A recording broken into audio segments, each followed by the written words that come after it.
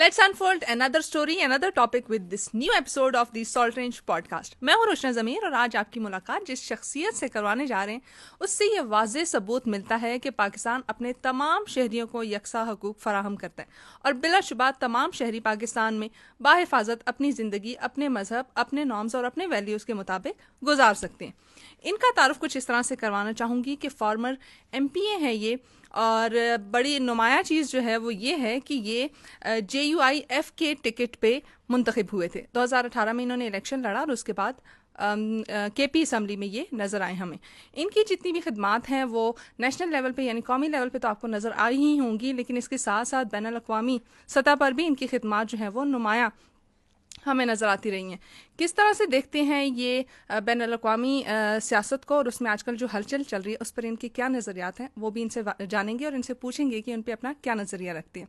आइए आपकी मुलाकात करवाते हैं रंजीत सिंह साहब से।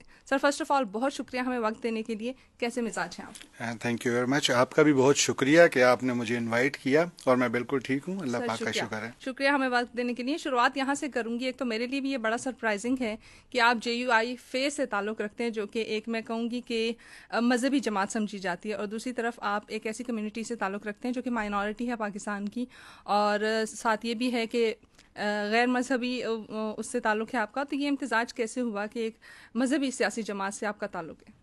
जी, बड़ा बेहतरीन सवाल है आपका और मैं ख़ुद भी फ़ख्र महसूस करता हूँ। आपने जैसे कहा कि ये एक दीनी जमात है, नो डाउट ये एक दीनी जमात है और सियासी जमात है और इसका हिस्सा होते हुए मुझे ख़ुद भी बहुत अच्छा लगता है। और आपका सवाल मेरे लिए कोई नया सवाल नहीं है, क्योंकि हमेशा जहाँ कहीं भी इंटरव्यूज़ होते हैं या किसी भी चैनल का हम हिस्सा बनते हैं तो वहाँ बाकायदा मुझसे ये पूछा जाता है कि सरदार जी आप कैसे एक दीनी जमात का हिस्सा हैं।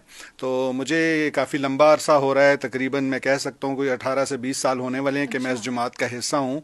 और मेरी जो पार्टी की शमूलियत थी वो जमीयत उलमा इस्लाम, मतलब मैं कह सकता हूँ कि मेरा सियासी कैरियर जो स्टार्ट हुआ वो इसी जमात से हुआ और शुक्र है रब का कि मैं आज तक किसी जमात का हिस्सा भी हूँ और उन्हीं का हिस्सा हूँ। रंजीत साहब, 18 से 20 साल काफ़ी लंबा अरसा है। ज़रा बताइए कि इस सफ़र के बारे में, शुरुआत कैसी और उसके बाद क्या मुश्किलात आई और कहाँ पे सपोर्ट मिली आपको? आप हमारी पार्टी को देखते हैं, उसमें कोई ऐसी चीज़ नहीं होती। एक बड़ी सादा सी जमात है, मजहबी जमात है, वहाँ पे कोई ऐसी मुश्किलात किसी को देखने को मिलती नहीं, क्योंकि मैं ये समझता हूँ कि दीगर जमातों की बनिस्बत इस जमात के अंदर रहते हुए बहुत आसानियाँ होती हैं। क्योंकि मेरा जो ज़ाती तजर्बा है, मुझे लगता ही नहीं कि ये वक्त 18 साल गुजर चुके हैं या इतना कोई लंबा अरसा हो चुका है। मुझे ये कल की बात दिखती है कि अभी कल हम इनकी शमूलियत की और साथ साथ वक्त मुझे पता ही नहीं चला कि कब मैं MPA बना। क्योंकि इस बात को जो है मैं ये कहना चाहूँगा कि दीगर जमातों में जो तगो-दो करनी पड़ती है वो जमीयत उलमा इस्लाम पाकिस्तान में वो चीज़ नहीं है।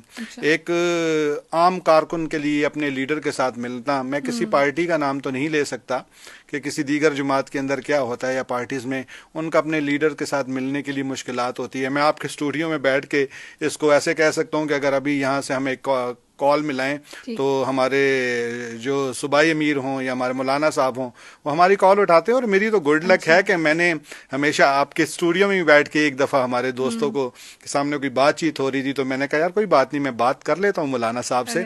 और इनके स्टूडियो में ही बैठ के मैंने यहाँ मेरा फर्स्ट इंटरव्यू था उस वक्त आप लोग के स्टूडियो में, तो मैंने मिलाई और उन्होंने कहा जी रंजीत भाई बताएं। मैंने कहा सर कोई ऐसा वैसी बातचीत है? उन्होंने कहा नो